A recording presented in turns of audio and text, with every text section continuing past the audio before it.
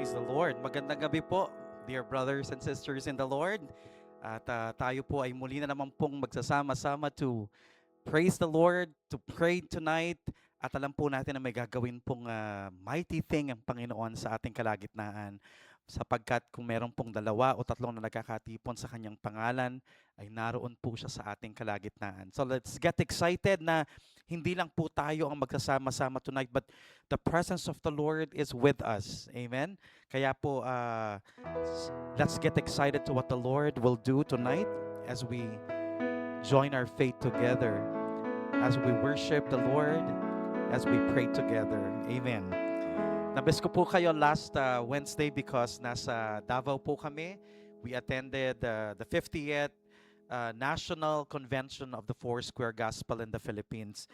At ngayon po ay nagbabalik tayo at nagpapasalamat po tayo sa Panginoon sa provision ng Lord na 12 po kaming delegates from our church na nag-represent po sa ating church. At sa loob po ng 5 araw ay sinustain po ng Panginoon lahat ng pangailangan namin. And we praise the Lord for those people who prayed for us and who blessed us financially. At talaga pong malaki pong tulong yung na-share nyo pong blessing sa amin. Praise the Lord. At ngayon po ay nagbabalik po ang regular program ng ating prayer meeting at patuloy po nating itaas ang Panginoon. Hallelujah. Let's sing this hymn, Preach the Foursquare Gospel, because dito pong pinag-aaralan natin yung walking in the footsteps of Jesus. Amen. Yung ipinaalala sa akin ng Panginoon na itong pangalan po ng church natin, the Foursquare Gospel, ay mula po sa kanyang salita. Mula po sa kwento ng Panginoong Jesus. Kaya let's sing it together. Amen. Foursquare we stand for the living word, for the word of God, telling to all the story of Jesus, stem of Jesse's rod, man of sorrow and of grief, dying on the tree, mighty Redeemer, glorious Savior, Jesus of Calvary. Preach the Foursquare Gospel, the Foursquare Gospel, clear let the Foursquare message ring. Jesus only Savior, baptizer and healer, Jesus the coming King. Unfurl your banners and forward go, oh ye ransom host, trusting in Jesus, mighty baptizer with the Holy Ghost. Lion of Judah, King of kings, Lord of lords is he. Amen.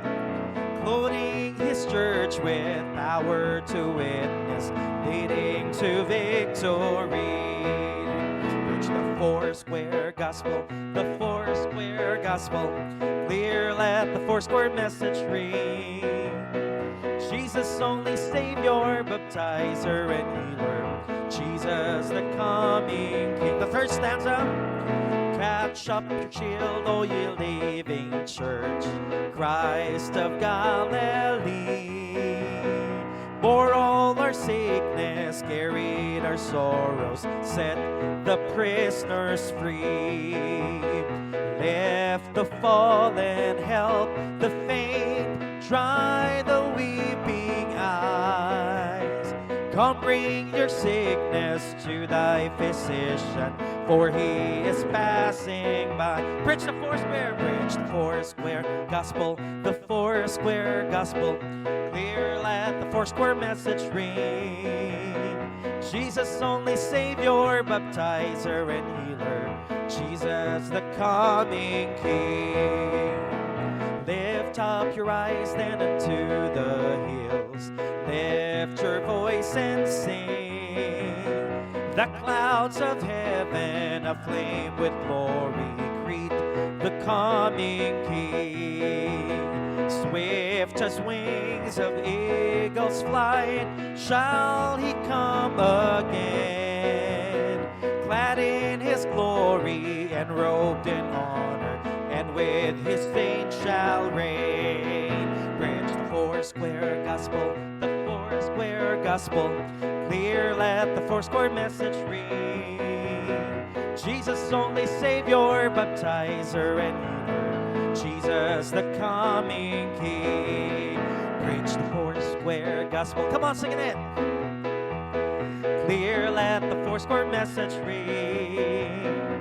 Jesus, only Savior, baptizer, and healer. Jesus, the coming King. Jesus, only Savior, baptizer, and healer. Jesus, the coming King.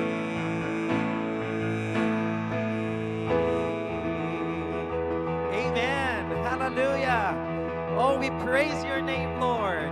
You are our Savior. You are our baptizer with the Holy Spirit. Hallelujah. And you are our healer. And you are our soon coming King. We worship you, Jesus. We bless your name. Hallelujah. Aren't you thankful that the God that we are worshiping, Jesus that we are worshiping, hallelujah, is complete. Yes, a complete gospel for us. The Foursquare gospel is a gospel from the Word. Hallelujah. It is a complete gospel for the body, soul, and spirit, and for all eternity. Hallelujah. Thank you, Jesus. Thank you, Lord, for being our Savior. Thank you for being our healer. Thank you, Lord, for empowering us, filling us with power from the Holy Spirit. Thank you, Lord, for the promise that you will come back again. Hallelujah. We worship you, Jesus.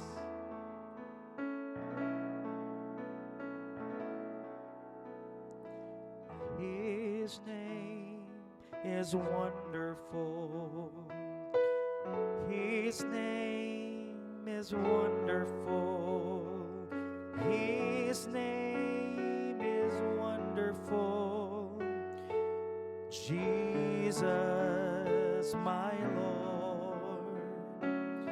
He is the mighty King, Master of everything. His name is wonderful. Jesus, my Lord. Sing it out, church. His name is wonderful. His name is wonderful. His name is wonderful. Jesus, my Lord. He is the mighty King, Master of everything. His name is wonderful. Jesus, my Lord. He is the great shepherd, the rock of all ages, Almighty God is He. Bow down before Him, love and adore Him. His name is wonderful. Jesus, my Lord. Come on, once again, His name. His name is wonderful. His name is wonderful. His name is wonderful. Jesus, my Lord. He is the mighty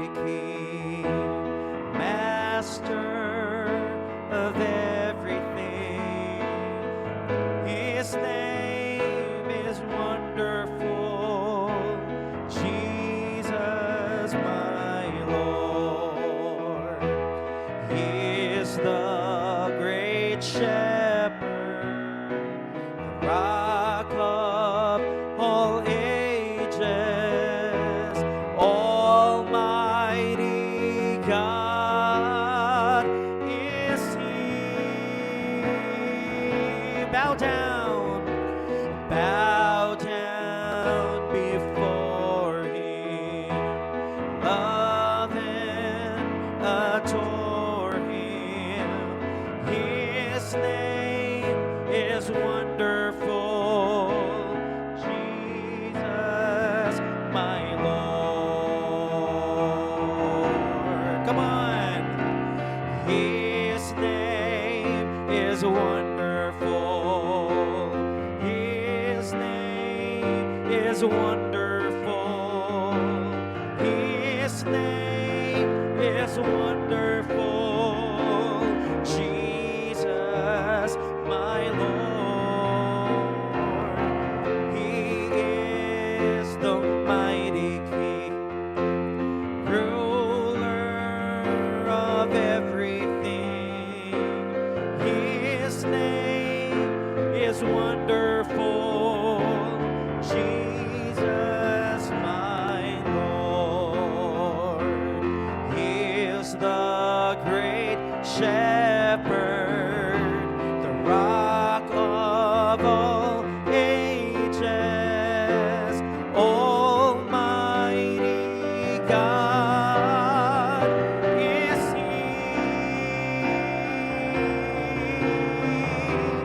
Bow down before Him, love and adore Him. His name is wonderful, Jesus, my Lord.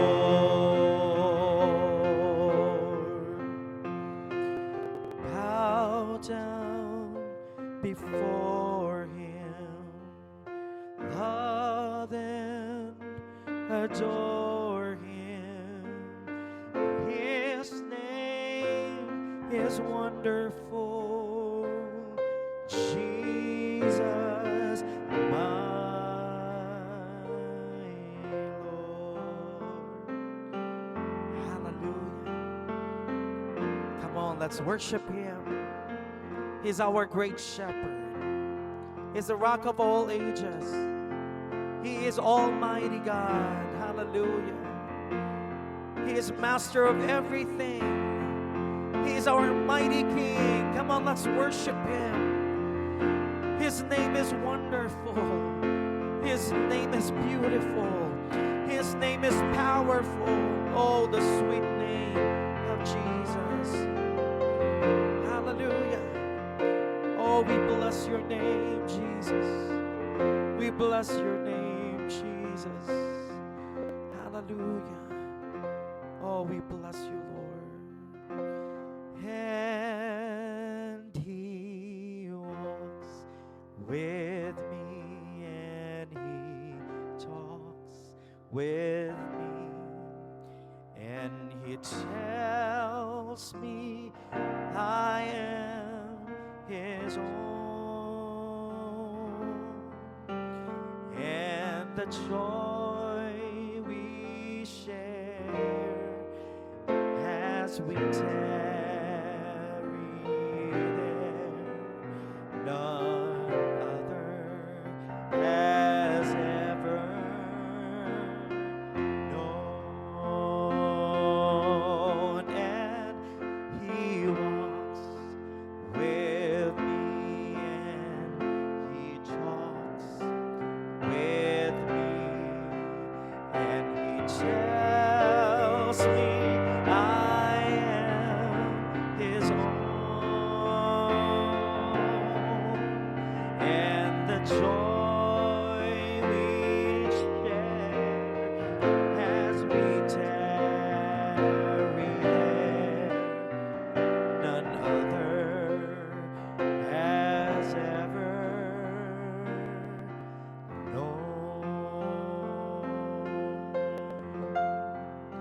Lord, tunay Tunay nga po na ang sarap na lumakad kasama ka. Na kung kasama ka po namin, Panginoon, hindi po kami matatakot, hindi po kami mangangamba. Ano man po ang mangyari, Panginoon, sa aming kapaligiran, ano man ang mangyari sa aming buhay, hindi po kami matatakot, hindi po kami mangangamba sapagkat kasama ka namin, Panginoon. And thank you, Holy Spirit, for leading us and directing us to walk with Jesus, to walk closer with our Lord, with our Savior, with our Master. And right now, Lord, in this prayer meeting, the Holy Spirit is bidding us to come. Like in a garden, hallelujah, to commune with you, to have fellowship with you, Lord, and to hear you say, to hear your voice, Lord, your sweet, still voice, oh God, calling us your children, affirming your love for us, telling us that we are your own, that we belong to you, Lord. Hallelujah. Lord, may we enjoy our time with you. May we enjoy, Lord, staying in your presence, oh God, in this prayer meeting. We worship you, Jesus. We adore you. We give you praise. We give you glory. Hallelujah. Thank you, Lord, for your presence. In Jesus' name, amen. Amen. Hallelujah. Thank you, Lord. Magandang gabi po sa inyo. Nakakapasok pa lamang po sa ating Facebook Live. Thank you so much for giving time and for joining us for tonight's prayer meeting.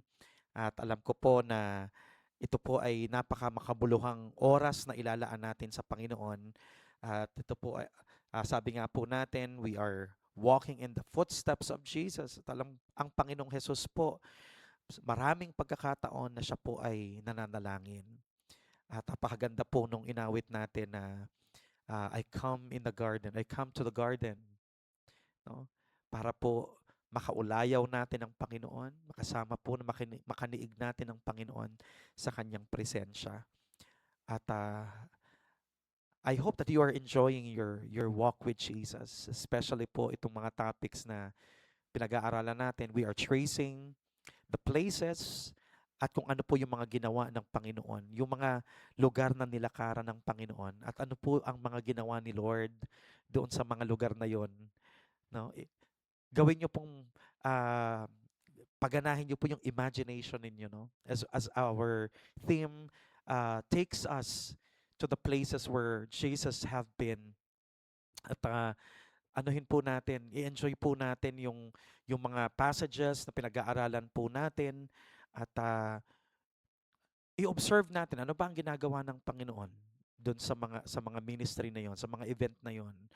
At as we observe him, kung ano po yung ginagawa ng Panginoon, ay matuto po tayo sa kanya. At ang goal naman po talaga natin dito sa tema na ito ay mamuhay tayo na katulad ni Jesus. Natularan po natin ang Panginoon to imitate the Lord Jesus Christ and to be transformed in His image. So, tapos na po tayo sa baptism ni Jesus Christ. Sa first stop natin ay sa Jordan River. At pagkatapos ng baptism ni Jesus Christ, He was led by the Holy Spirit into the wilderness, no, sa isang disyerto, at possible po ito po ay sa Judean desert, no?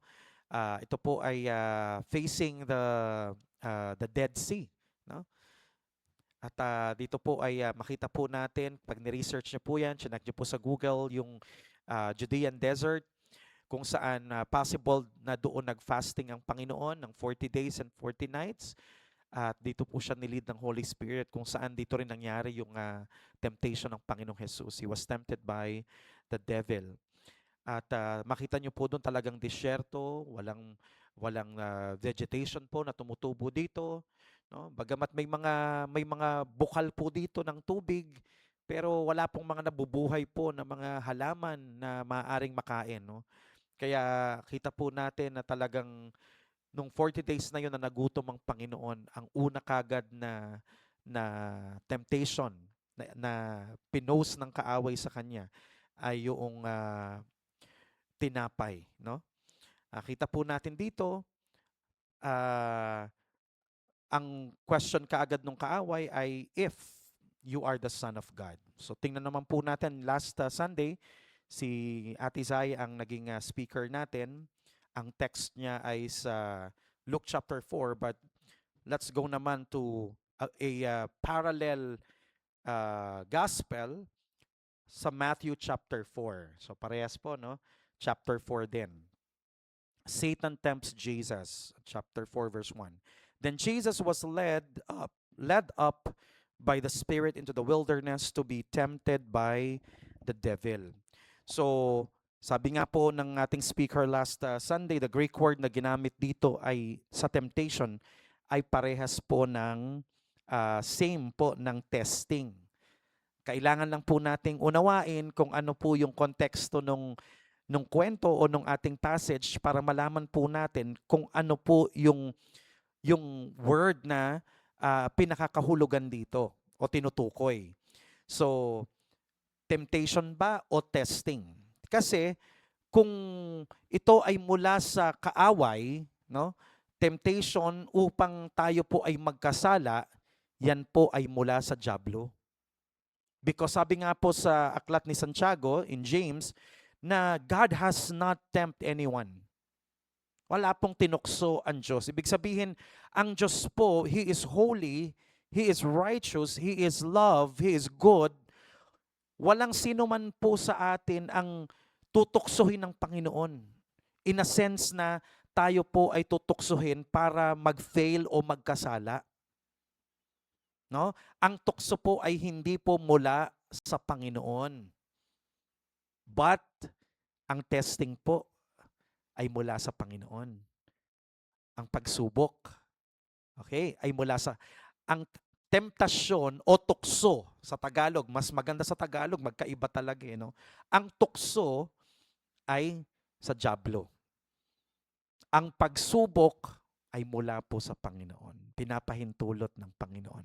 So, kung ang tukso po, ang goal nito, ang layunin nito ay bumagsak tayo, magkasala tayo, mapalayo tayo sa Panginoon, magrebelde tayo sa Panginoon, wag nating gawin ang kalooban ng Panginoon. Ang testing naman o ang pagsubok ay para po i-refine tayo. No? Ang testing po ay para lalong palabasin, no, yung bunga ng Espiritu sa atin upang i-refine po yung ating character. Para po yung ating pananampalataya ay magningning, maging dalisay. Sabi nga po ni Peter, yung the testing of your faith, no? Which is more than gold, no? Precious than gold. Higit pa po sa halaga ng anumang mamahaling mga bagay sa mundong ito ang na maging dalisay ang ating pananampalataya. Diba? So, yun po ang goal ng testing. So dito po nabanggit po sa message last Sunday yung term na identification. Why identification? Again, ito yung term din na ginamit natin sa baptism.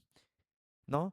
Hindi kailangan ni Jesus ng bautismo sapagkat He is the sinless, righteous, holy Son of God.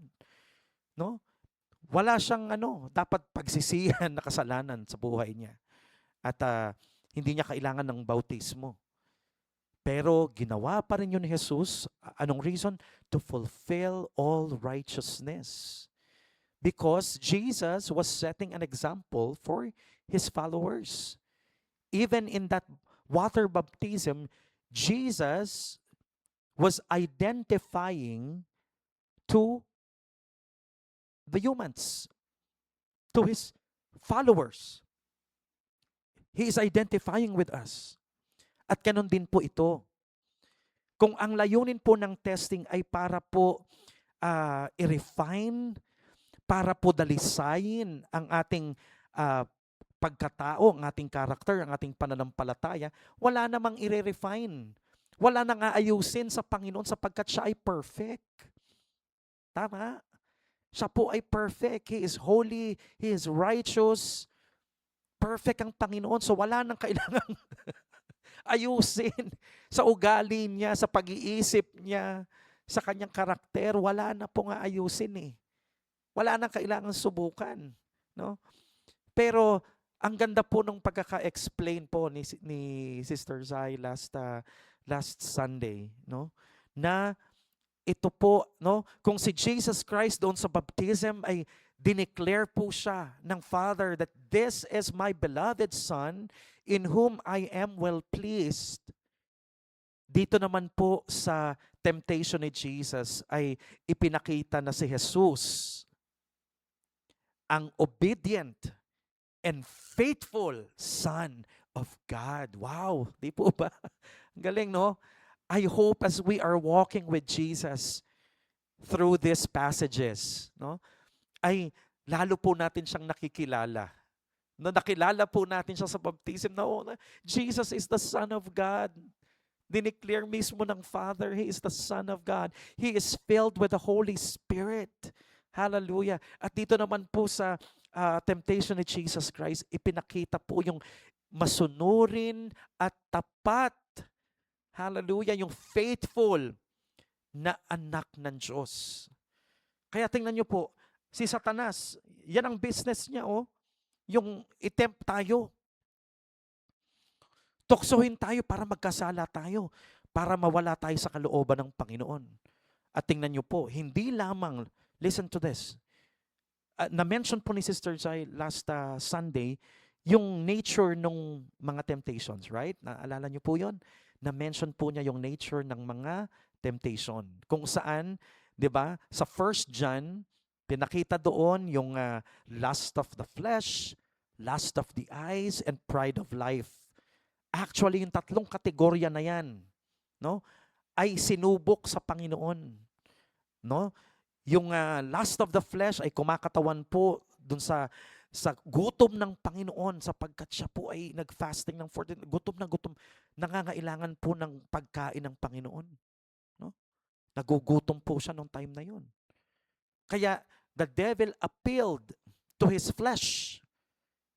Pero tingnan niyo po ito ha, hindi lang po natin makikita dito yung nature of temptations.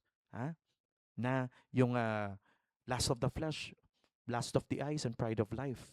Doon sa tatlong temptations na yun. Makita rin natin dito kung papaano po kumikilos ang kaaway.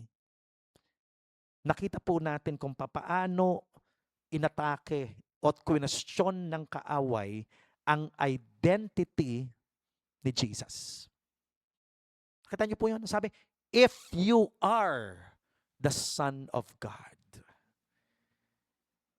Alam mo mga kapatid, ganyan, hanggang ngayon po, ganyan pa rin ho ang pagkilos ng kaaway. Hanggang ngayon po, ganyan pa rin ang strategy ng kaaway. No? Nag-i-inject po yan ng mga lies. Nag-i-inject po yan ng doubt. At ang inaatake niya, yung identity mo. Anak ka ba talaga ng Diyos? Mahal ka ba talaga ng Diyos? Ligtas ka ba talaga? Are you really a Christian? Kristiyano ka pa naman. Oh. Di po ba? Yan po ang ginagawa ng kaaway. No? Yan po ang ginagawa ng kaaway. Ang inaatake po niya ay yung identity natin. Kaya ang dami pong mga kasinungalingan na inilalagay ang kaaway sa atin para po mawala sa ating isip, sa consciousness natin, sa awareness natin kung sino talaga tayo. Bakit? Kapag hindi mo kilala ang sarili mo, kung sino ka kay Kristo, kung ano ang posisyon mo, ano ang standing mo sa harap ng Panginoon, kapatid, madali kang madideceive ng kaaway. Pero pag ikaw ay naninindigan kung sino ka sa harapan ng Panginoon, na ikaw ay pinili ng Panginoon, na ikaw ay minahal niya, na ikaw ay pinuspos niya ng kanyang biyaya, na ikaw ay pinatawad niya, na ikaw ay nilinis niya, na ikaw ay anak niya, na ikaw ay membro ng kanyang pamilya. Hallelujah. Na ikaw ay ginastify na ng Panginoon. He made you righteous. Hallelujah. There is therefore now no condemnation in Christ Jesus. Amen. That you are rich in Christ. That you are the temple of the Holy Spirit. Alam mo mga kapatid, kinakailangan po panghawakan natin at manindigan po tayo sa salita ng Panginoon. Kung ano ang sinasabi ng Panginoon patungkol sa atin, kung sino tayo para sa Kanya, at hindi po kung ano ang sinasabi ng sanlibutan patungkol sa atin. Kita nyo po? Ang sanlibutan, dinidiktahan ang mga tao kung anong identity nila. Ano ang label? Nagle-label din po ang sanlibutan . Binibigyan ng mga label. Binibigyan po ng mga pangalan ng mga tao kung sino po sila. Diba? Ano po ang ginagawa ng kaaway? Kung ano po yung kasalanan ng ginagawa? O kahit po yung sakit na meron ka? Ginagawang identity? Nakita niyo po, napansin niyo po ba yan sa sanlibutan? Ganyan ang ginagawa ng kaaway . Nilalayo tayo sa kung ano ang design at kung ano ang identity ng Diyos para sa atin. Pinapalitan ng sanlibutan at ng kaaway ng worldly identity, ng demonic identity. Kung ano ang kasalanan ng ginagawa ng tao, yun ang nilalagay. Magnanakaw yan. Homosexual yan. No? Sinungaling yan. Nagiging pagkatao na, nagiging label na yung kasalanan. Pati sakit. Ay, diabetic yan. Ay, ano yan? High blood yan. Pati yung mga sakit, no? Ginagawang identity. Mga kapatid, pagkilos ng kaaway yan. No? Yan po ang strategy ng kaaway . Instead na ang i-claim natin yung sakit natin o kaya naman yung sinasabi ng kaaway o ng sanlibutan, kapatid, ang lagi mong i-confess. Araw-araw, paggising natin, pagharap mo sa salamin, lagi mong sabihin at i-declare sa sarili mo that you are a child of God. Hallelujah, that you are a son and daughter of the living God. Hallelujah. Yan po dapat. At nakita po natin dito, ang kaaway din, sabi niya, ano pa po yung temptation ng kaaway sa kanya? If you are the Son of God, yun na naman, if you are the Son of God, throw yourself down, for it is written, He shall give His angels charge over you. Kita niyo po yan. Ang kaaway, ang isang strategy niya, gumagamit din ng Bible. Gumagamit din ng Word of God. Nako, baka mamaya mas talo pa kayo ng kaaway. Mas marami pang alam na verses ang kaaway kaysa sa atin. Kaya nga sabi ni Sister Zay, paano natin lalabanan ng Word of God yung ika-counterfeit, yung twisted. Kasi gumagamit nga ang kaaway ng Word of God, pero out of context, twisted. No? Ganun ang kaaway . Tinitwist niya yung katotohanan ng Panginoon . Yung salita ng Panginoon, gagamitin niya. Kung hindi ka aware, kapatid, kung hindi mo pinag-aaralang mabuti ang salita ng Panginoon, madideceive ka. Imagine mo yan. Kasi akala natin porkit nag-quote ng Bible verse, yun na yun. Biblical na. Sa Panginoon na. Ang hindi natin nakikita, strategy din ng kaaway na gumamit ng Bible verses na twisted at out of context para i-deceive tayo. Tingnan mo ha, sa beginning pa lang, sa simula pa lang, ginamit din niya yan kay Eva. Naalala niyo po? Totoo bang sinabi ng Panginoon na huwag niyong hahawakan? Na huwag niyong hahawakan yung prutas na yan, yung puno na yan. Wala namang sinabi si Lord na na yung paghawak ay Ang sinabi, huwag kakainin. 'Di ba? Naalala niyo po 'yan? Basahin niyo po sa chapter 3 ng Genesis. Kung papaanong ang kaaway ginamit yung word of God twisted para i-deceive si Eve. Hanggang ngayon yan pa rin ang strategy ng kaaway. Kaya tingnan mo. Tingnan niyo po, ang dami pong mga religion ngayon, ang daming mga churches ngayon, oo, gumagamit ng Bible. Gumagamit ng Bible, pero mali ang interpretation, out of context, twisted. Kaya anong nangyari? Yung doktrina nila mali-mali. Ngayon nga, tingnan nyo ha, meron pong progressive Christian church na yung mga Bible verses, ayaw na nilang lagyan ng gender. Kailangan gawin na raw na gender neutral.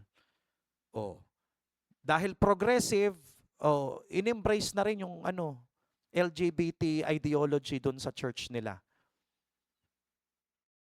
Yun po ang tawag yan, progressive church. Tinanggap po yung ideology ng sanlibutan. Yung kasalanan na sinasabi ng Bible, inadapt na nila, ginawa ng tama sa church nila. Gumagamit yan ng Bible. Marami naman, sasabihin natin mga cult, no? Gumagamit ng Bible yung church nila. Pero si Kristo tao lang. Si Jesus, small God, ang Holy Spirit, force. Gumagamit ng Bible yan. See? Ang kaaway po, yan tuso. Yan po. Ang serpent, si Satan, the deceiver, father of lies. Tuso po yan. Deceiver po yan. Na even yung word of God, ay pwede po niyang gamitin para i-deceive po ang mga tao. Pero si Jesus Christ, alam po alam ang gamit ng salita ng Panginoon. Kaya every time na ititempt siya ng kaaway, lagi niyang gagamitin ng word of God. See? Kaya kailangan palakasin po natin mga kapatid ang ating mga sarili sa pag-aaral ng salita ng Panginoon. Alam niyo po, dahil nga po dyan sa mga nangyayari sa social media, na patungkol po sa mga preaching of the gospel, tapos naglalaban-laban po yung ideology ng sanlibutan, ideology ng Kristiyano. Ang dami pong makikita mo dyan, ang dami pong mga nagko-comment na mga Christian, mali-mali. Sa totoo lang po, ako po, i-enjoy ko po magbasa ng mga comment. Nasa comment section po ako. Ka-comment yung mga Kristiyano, nag-aaway-away sila. Makita mo, mali-mali po ang pagkakaunawa nila. Mali-mali po ang alam nila. Kaya alam niyo po, hindi naman po sa pagtataas, I'm saying this with all humility and takot sa Panginoon and responsibility and accountability sa Panginoon at sa mga kapwa ko kapastoran, na yung church natin ay nagsisikap sa biyaya ng Diyos na ituro po sa inyo ang katotohanan, ang salita ng Panginoon sa tamang paraan. Ako po bilang isang pastor, ayoko po na magkukulang tayo sa pagtuturo tapos dahil sa kakulangan ng pagtuturo natin ng Word of God, hindi ko na ituro sa inyo yung hermeneutics, Hindi nyo malang narinig yung word na yan, exegesis. No? Hindi nyo malang narinig yan, yung tamang pag-i-interpret ng word of God, expository, no? Ano ba yung historical, cultural background ng text? Kapatid, kapag naririnig nyo yan sa preaching, matuwa ho kayo. Maging masaya ho kayo kasi sa ibang church, hindi ho pinag-uusapan, hindi ho kinoconsider yan. Salamat sa Panginoon sapagkat kami po na mga itinalaga ng Lord na mga tagapagturo, tagapanguna dito sa simbahan ay talagang inihanda ng Diyos. Kami po ay nakapag-aral sa Bible School.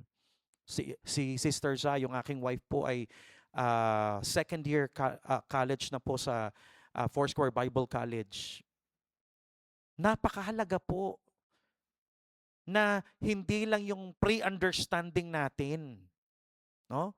Kahit nga po sa church natin kapag may during discipleship, pag tinatanong ko po, pag pinag-uusapan na ang word of God, ano ang palagay mo, ano ang opinion mo, ano ang tingin mo sa verse na to, kung ano-ano po minsan ang sinasabi. Kaya ako po, kapag ganun po yung naririnig ko, sabi ko, Lord, katungkulan ko eh. Ang bigat ho ng katungkulan ko bilang isang lingkod ng Panginoon, isang pastor, tagapagturo, isang teacher. Kaya nga naniniwala po sila na yung fivefold ministry sa Ephesians chapter 4. No? Sinasabi nila na yung pastor-teacher yun. Pastor-teacher. Hindi ka po pwedeng magpastor na hindi ka rin teacher. Kasi ang gawain ho ng pastor magpakain. No? Ang word na preaching, panglabas ng church yan. Ang preaching of the gospel ay para po doon sa mga hindi paligtas. Ang para sa church ay teaching. Kaya ho, ang pastor, hindi po yan po pwedeng maging pastor lang. Kailangan pastor, teacher. Kuha nyo po. May mga teacher po na hindi pastor, pero kung ikaw ay pastor, kailangan teacher ka din. Oh. Hindi po natin po pwedeng idahilan na hindi ko namang gift yan. Hindi po pwedeng hindi gift. Kailangan hilingin natin sa Panginoon na maging gift natin ang pagtuturo. No? At hindi lang po basta pagtuturo, napakahalaga po na tayo rin po ay talagang nagre-research. No? Kung may pagkakataon po talaga na mag-i-enroll kayo sa Bible School o kaya mga short courses, may mga seminar na ino-offer. Katulad po sa Philippine Bible Society. Yan sa UN. No? Taft. Andiyan po ang building nila. Tingnan nyo po, subaybayan nyo yung nila. Yung OMF, literature, nag-o-offer din yan. Abangan nyo ho yung mga nila sa Facebook nila. Ang dami yung mga seminar niya nag-o-offer paano interpret ang Bible, paano mag-prepare ng sermon. Atinan nyo po, libre ho yung mga yan ay no-offer nila. May free Bible pa nga po minsan. Maging tayo, i-level up po natin ang sarili natin sa kaalaman natin sa salita ng Panginoon. Hindi lang ho yung maganda ho yung nagbabasa tayo ng Bible. Pero kadalasan po, kultura natin o yung sarili nating experience, ini-interpret natin yung Bible through the lens of our personal experience o kaya yung kultura natin bilang Pilipino. Ang dami ho eh. Hindi ho natin makukuha yung talagang eksaktong mensahe ng Biblia, ng author, yung nagsulat niyan, kung hindi ho natin titingnan yung historical background, cultural background.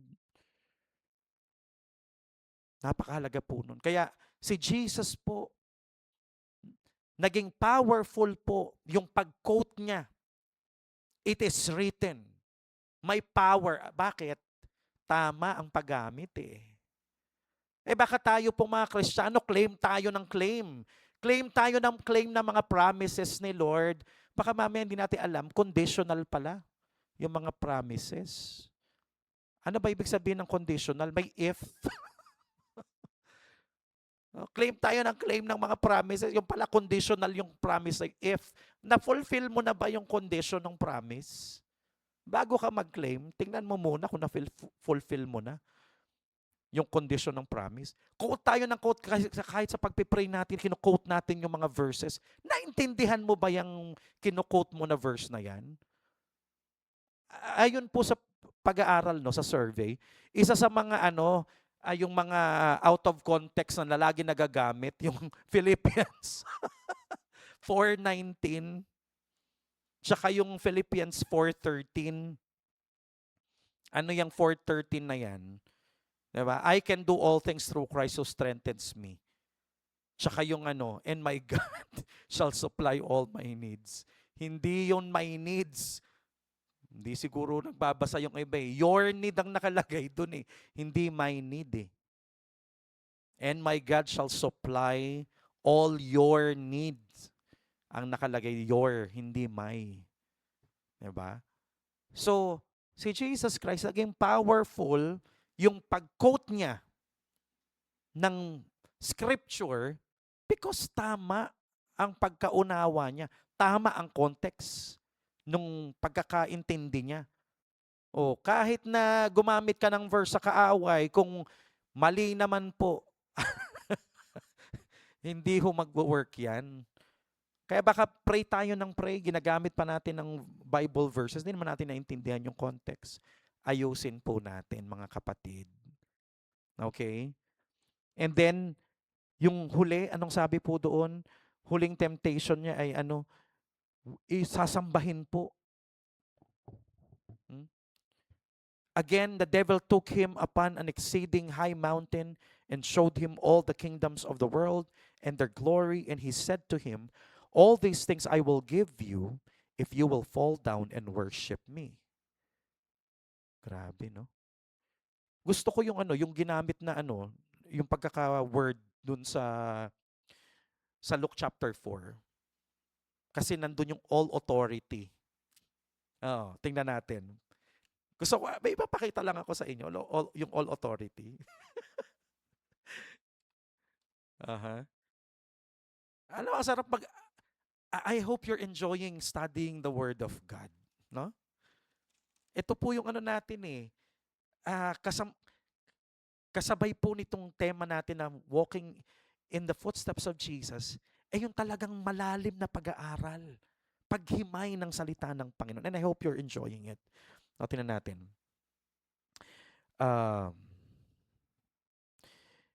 Verse 5, and the devil taking him up on a high mountain showed him all the kingdoms of the world in a moment of time. And the devil said to him, all this authority, all this authority I will give you and their glory, for this has been delivered to me, and I give it to whomever I wish. Saan nyo naalala yan? Yung all authority na yan? Ha? Saan nyo naalala yan? Dito, devil ang nagsasabi na ibibigay daw niya yung all authority and the glory of the kingdoms kay Jesus Christ. Kung si Jesus Christ, magpapatira pa, magbabow down siya at mag-worship siya kay Jesus. Hindi sumunod si Jesus. No? Hindi kinagat ni Jesus yung temptation ng kaaway. Because, sabi nga natin, obedient, loyal, and faithful si Jesus sa kanyang Ama, to the Father. Alam niyo po, bago ko doon ako magtatapos sa all authority na ta. Alam niyo po, kung titingnan niyong mabuti itong temptation ni Jesus, may isa pa pong mukha yan. Bukod doon sa sinasabi natin, yung preaching ni Ate Zai, na identification, at kung ano yung tagumpay ni Jesus ay binibigay din sa atin. At dahil nga sabi sa Hebrews, Jesus was tempted in every way. Ito yung implikasyon ng tagumpay ni Jesus eh. Jesus was tempted in every way, yet without sin. Kaya sabi niya, meron tayong isang high priest who can sympathize with us. Nakakaunawa sa atin at makakatulong talaga sa atin. Nakakaramdam kung ano yung pinagdadaanan natin na talagang matutulungan tayo, nagmamahal sa atin. Kasi pinagdaanan ni Jesus Christ yung mga temptation, yet without sin. Imagine niyo po, kung si Jesus ay nag-give in sa temptation, ano pong nangyari? Eh di na-reveal yung glory niya as the Son of God. Eh kung na-reveal yun ng maaga, doon pa lang sa simula ng ministry niya, na-reveal na, eh di hindi na pagdadaanan ni Jesus Christ yung sufferings. Hindi na siya kailangan ipako sa krus. Kasi kikilalanin na kaagad siya ng mga tao. Eh paano yung mission na iligtas tayo? Without the shedding of blood, there is no remission of sin. Yun lang ang kaparaanan eh. Kailangang mag-suffer si Jesus Christ. Kaya ngayon ang sinasabi niya sa Luke sa huli eh. No? Kinakailangang mangyari ang lahat ng ito, sabi ni Jesus. Na magdusa, mag-suffer siya, mamatay sa krus according to the scripture so that the remission of sin will be preached to all the world. Para yung kapatawaran ng kasalanan ng mga tao, kaligtasan ay maipangaral sa buong mundo. Kung hindi namatay si Jesus sa krus, kung hindi siya nagdusa, hindi siya namatay, walang kaligtasan. Walang kaligtasan, walang kapatawaran. At kung hindi siya inilibing at muling nabuhay, walang silbi ang pananampalataya. Ngayon, nakita niyo po, ano ang reason ng kaaway? Anong isa sa mga mukha ng temptation ni Jesus? Ang ginagawa ng kaaway dyan ay para po ilihis si Jesus sa kanyang misyon. Ilihis si Jesus. Sinasabotahin ng dyablo ang misyon ni Jesus. Kasi, ang ino-offer ng kaaway, yung self-gratification, yung early gratification, yan ang temptation, di po ba? I-satisfy mo na ngayon. Ito, may ino-offer ako sa'yo, walang kahirap-hirap. I-satisfy mo ang sarili mo. Kung ano yung gusto mo, sige, gawin mo. Di ba? If you are the Son of God, kumain ka ngayon, gawin mong tinapay, nagugutom ka, gawin mong tinapay ang mga bato para makakain ka. Di ba nagugutom ka? Bakit pinahirapan mo sarili mo? May power ka naman eh. Gawin mong bato yung tinapay at magpakabusog ka. Ganyan ang kaaway. Ang ino-offer ng temptation ay yung self-gratification. Early gratification. Yung ngayon na, mag-enjoy ka na ngayon. Huwag ka na mag-ipon. Mangutang ka. Huwag mo nang paghirapan yan. Sumipsip ka. Mandaya ka. Di ba? Ganyan ang temptation, di ba? Yung ibibigay sa'yo, yung pangangailangan mo sa maling paraan, sa hindi kalooban ng Panginoon, sa mabilis na paraan, pero magkakasala ka. Pero mawawala ka sa kalooban ng Panginoon. Pero masisira ang mission mo. Kapatid, yun ang pinapakita sa atin ni Lord. Dapat maging wise po tayo, katulad ni Jesus. Dapat ma-realize natin, dapat mabuksan ang isip natin kung paano kumikilos ang kaaway. Gusto ng kaaway, diyan sa temptation na pinagdadaanan mo ngayon, mag-fail ka. Questionin ang identity mo bilang anak ng Diyos. I-gratify mo yung desire mo ngayon, yung pangangailangan mo ngayon sa easy way, sa mabilis na paraan, pero hindi kalooban ng Diyos. Pero hindi sa tamang paraan. Pero kasi pag nag-give in ka dyan, yung mga plano ng Diyos sa buhay mo, yung mission mo, yung assignment mo, sira. Sira. Sipin nyo na lang. Sipin nyo na lang po. Kung si Jesus ay bumigay doon sa mga tukso ng kaaway sa kanya, sira. Sira ho ang misyon. Kaya kapatid, isipin mo to. Pag may mga temptation na ganyan na dumarating sa buhay mo, lalo na yung mabibigat, wag mong questionin ng Panginoon. Ang dapat mong isipin, the heavier, the greater the testing, yung mga pagsubok mabibigat, listen to this. Mabibigat ang mga pagsubok kasi mabigat din ang mission mo. Mabigat din ang assignment mo. Malaki din ang ipagagawa sa iyo ng Panginoon. Malaki ang plano ng Diyos sa buhay mo. At ayaw ng kaaway na matupad ang plano ng Diyos sa buhay mo. Kapatid, ayaw ng kaaway na magtagumpay ka.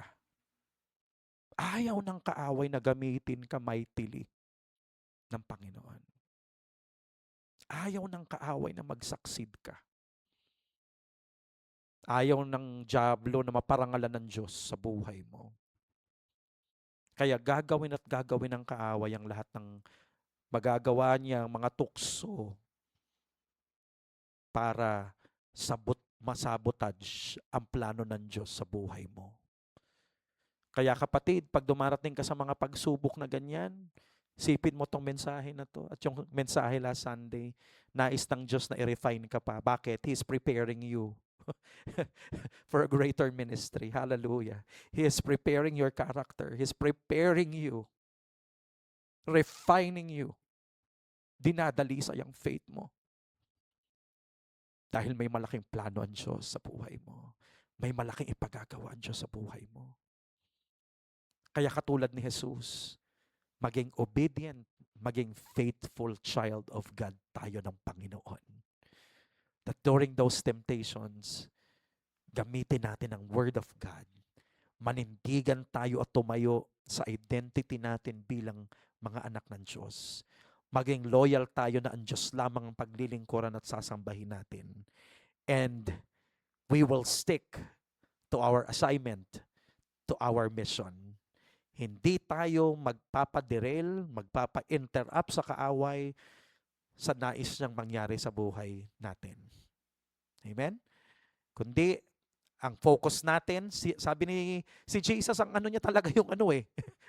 Katulad ni Jesus, kaya sabi niya, fixing our eyes upon Jesus, for He is the author and the finisher of our faith. Kasi si Jesus ganun din. Nakafocus siya sa mission niya. Nakafocus siya sa Father, nakikinig lamang siya sa Ama. Kung ano yung pinagagawa ng Ama, yun lamang ang ginagawa niya. Kaya alam niyo po, dahil sinunod ni Jesus ang kanyang Ama, kahit doon sa Garden of Gethsemane, nakita natin yung prayer ni Jesus, not my will but yours be done. Now let me go to that authority. Sabi ni Satanas, shortcut eh. Nag-o-offer ng shortcut si Satanas eh. Wag ka nang maghirap, wag ka nang dumaan sa cross. Wag ka nang magpapako. Eto na, i-offer ko na sa iyo, bigay ko na sa iyo all authority. Glory ng mga kingdoms, bigay ko na sa iyo, magsumamba ka sa akin. Ay, hindi. Hindi nakinig si Jesus sa kaaway, nirebuke niya ang kaaway. O ngayon, nakita natin, nagtagumpay si Jesus sa kanyang mission. He died on the cross, He was buried, and He resurrected. At nung muling nabuhay si Jesus, anong sinabi niya sa kanyang mga alagad? Sa Matthew chapter 28. Verse 18, listen to this. Sabi niya, Jesus came and spoke to them saying, all authority has been given to me in heaven and on earth. Whew. Hallelujah. At the end, ang all authority ay naibalik at napasakamay pa rin ng Panginoong Jesus. Not in the easy way na inalok ng kaaway, but it was given to Him by the Father. Hallelujah. Ito po ay muling ibinalik sa Panginoong Jesus kung saan nasa sa Kanya na po itong kaluwalhatian na to at authority na to sa pasimula pa lang ng sanlibutan ito, bago pa magsimula ang sanlibutan ito, being the eternal Son of God. Mga kapatid, sometimes mahirap po.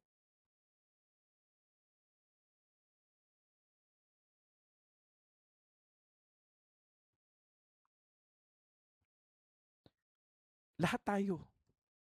Sabi nga ni Peter, itong mga nangyayari sa ating mga trials, this is not uncommon. Ang ibig sabihin niya, lahat tayo nararanasan natin ito. Iba't iba lang ang muka. Iba't iba lang ng degree siguro, ng tindi, iba't ibang temptation, iba't ibang testing sa iba't ibang area ng buhay natin. Yung iba maaaring sinusubok sa finances. Yung iba sinusubok sa kanilang pagtitimpi, sa kanilang self-control. Yung iba sinusubok sa kanilang relationship. Iba-iba sa iba't ibang area ng buhay natin. Kasi sabi nga ni James, count it all joy when you face various trials, various temptations. Because ito ay nagpo-produce ng character, endurance, no? To perfect us, to mature us, to grow us. So mga kapatid, don't think na ngayon ay naghihirap ka o nahihirapan ka, na pinagdadaanan kang pagsubok sa buhay na nag-iisa ka. Kapatid, hindi ka nag-iisa. Dumaan din si Jesus sa pagsubok at naiintindihan ka niya. At sa panalangin natin ngayong gabi, as we come before the Lord, as we pray, si Jesus po na ating high priest, na ating Lord and Savior, He understands you. He understands us.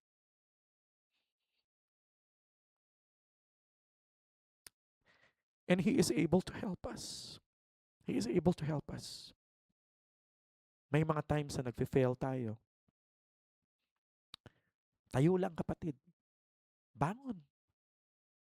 And Jesus is able to help us. Tingin lang tayo sa Panginoon. Because the moment na mawala ang tingin natin sa Panginoon, doon tayo natatalo ng kaaway. So, let's just look upon Jesus, the author and the finisher of our faith. And we have a great high priest in heaven, our advocate. And He is the one praying for us. He is interceding for us. He is praying na magsaksid tayo. Magtagumpay tayo. Amen? And as we walk with Jesus, kasama natin ang Panginoon. Kapatid, dyan sa pagsubok na yun, hindi ka nag-iisa. Kasama mo si Lord. As we are walking with Him, kasama natin ang Lord, and He will empower us. He is there, encouraging us. Pinalalakas niya ang loob natin through the Holy Spirit. He is giving us power to overcome.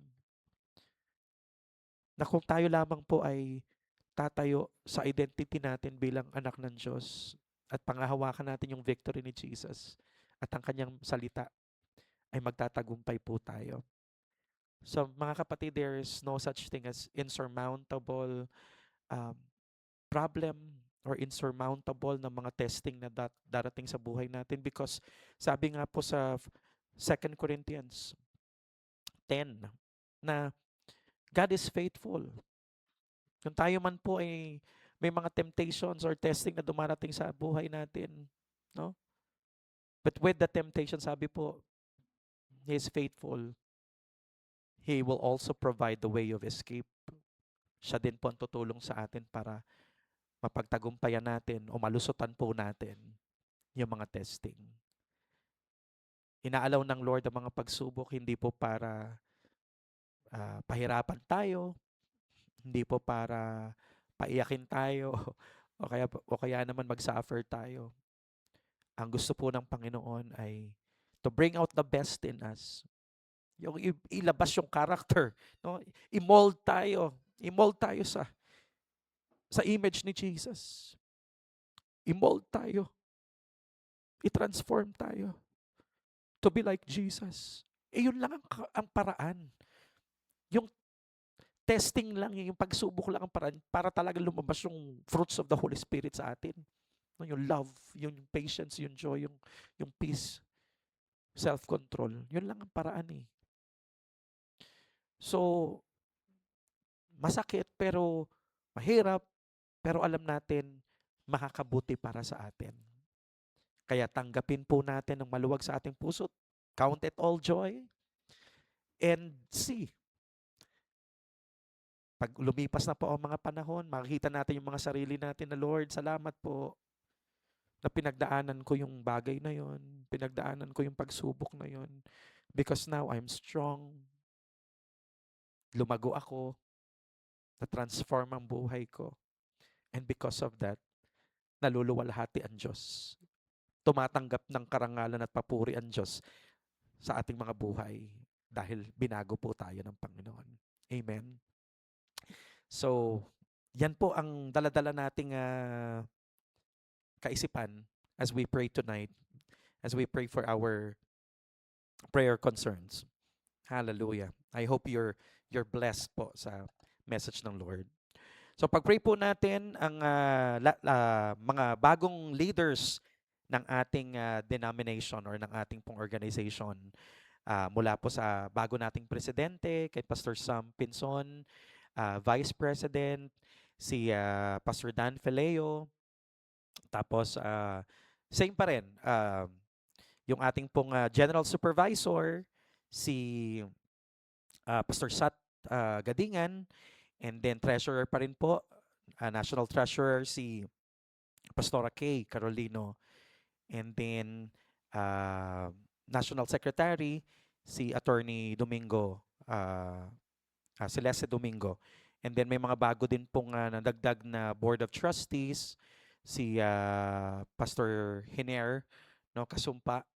So, pag-pray po natin yung mga Board of Trustees natin na through this new leadership ay makita po natin ng iba yung pagpapala ng Diyos at malinaw na direksyon ng Panginoon para sa Foursquare Church dito sa Pilipinas. At ano ang nais niyang mangyari sa ating mga churches. At ito po ay dumaloy yung anointing na yun at blessing mula sa ating national, papunta po sa mga distrito, at papunta po sa division, at papunta po sa local church, sa mga members. So pagpalain po natin sila. And then let's pray for our church discipleship system, yung Foursquare journey natin, implementation, tribe leaders, no? Mga tribe members natin at provision natin for discipleship needs. May mga Bibles pa po ditong available. So kung sino pa po yung mga tribe members na wala pa pong Bible, please claim your free Bible sa church, okay? Ang tribe leader nyo po ang mag-claim para po sa inyo. And then let's pray for evangelism, evangelization of San Juan, 7 pillars of society. Pag-pray po natin ang ating barangay, ang St. Joseph. And then yung 4Ps po, pag-pray natin. Campus ministry, tinawagan na po ako ng PVEP na muli na naming kakausapin si Dr. Cornejo. At pag-uusapan na rin namin kung ano po ang bagong school na aming pong pagtuturuan. And hopefully this coming school year 2026, this class opening this June, ay makapagsimula na rin po tayong makapagturo sa mga estudyante ng values, biblical values. Okay? And then, yung mga ministry natin sa police, pag-pray natin yan. And then this coming Friday po ay magkakaroon dito ng Beyblade tournament. At ito po ay isang opportunity para tayo po ay makapag-minister doon po sa mga players.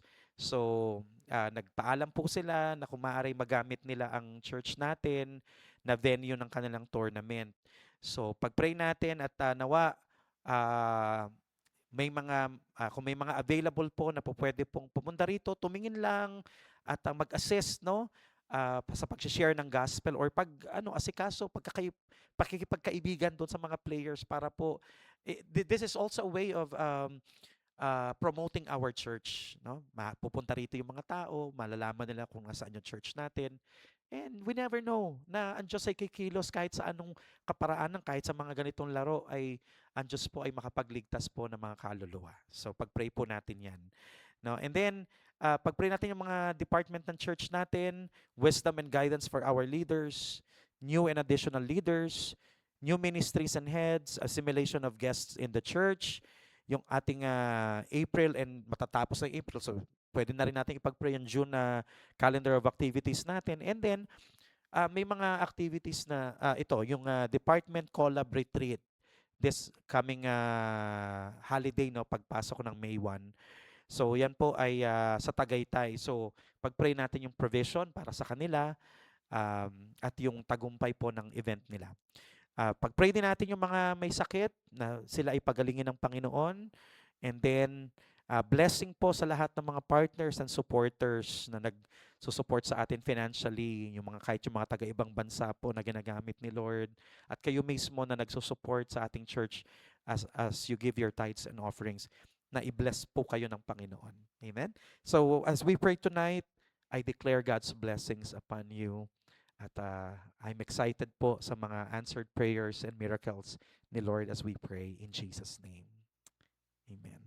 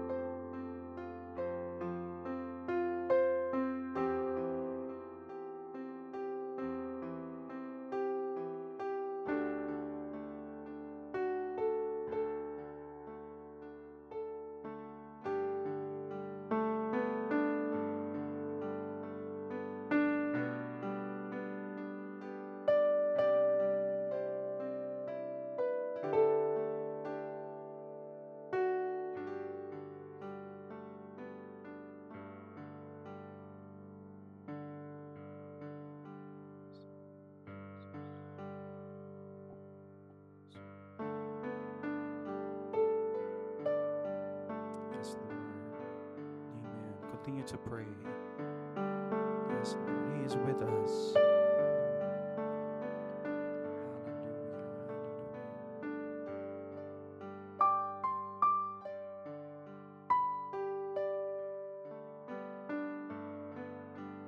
Blessed be your name, Jesus.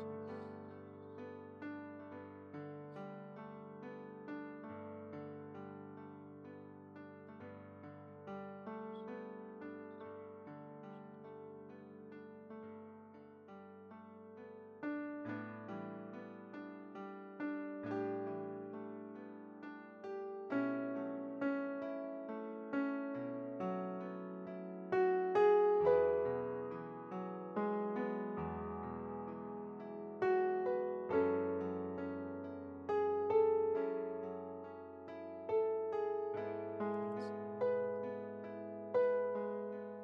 You are a child of God, and He hears us. He hears us as we pray. Hallelujah. As we pray in Jesus' name, He hears us. The Father will grant our prayers.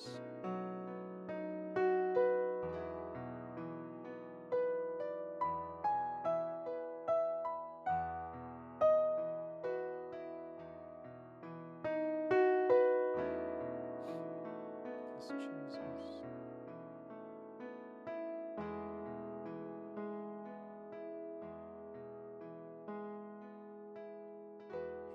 His name is wonderful. His name is wonderful. His name is wonderful. Jesus, my Lord. He is the mighty King, Master of everything. His name is wonderful. Jesus, my Lord. His name is wonderful. His name is wonderful. His name is wonderful. Jesus, my Lord. He is the mighty King, Master of everything. His name is wonderful. Jesus, my Lord. He is the great shepherd, the rock of all ages, Almighty God is He. Bow down before Him, love and adore Him. His name is wonderful. Jesus, my Lord. He is the great shepherd, the rock of all ages, Almighty God is He.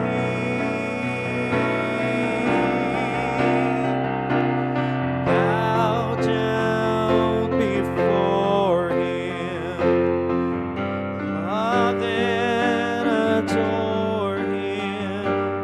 His name is wonderful.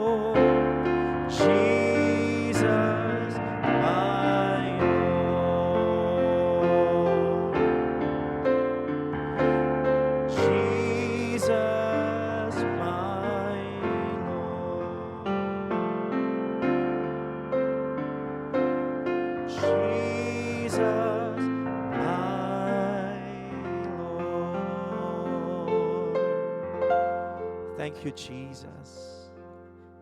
Jesus, our Master, our Lord, our Savior. We worship you. We bless you. We praise you, Lord. We give you glory.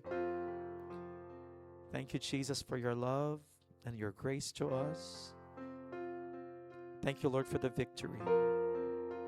Thank you, Lord, for the encouragement.